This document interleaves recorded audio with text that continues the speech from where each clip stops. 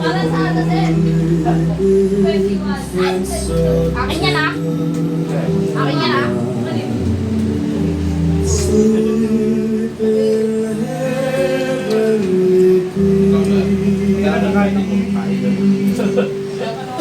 Tapos pwede tumain na, ah.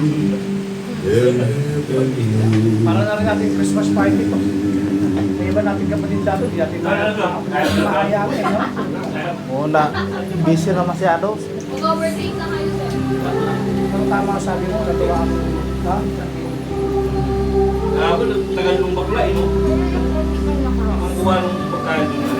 Isa ba klase? Di ba babae? Babae ka? At least, hindi niya maagal sa atin. Hindi niya ma-make up. May na. Kaya para mali. Kaya overtake na natin.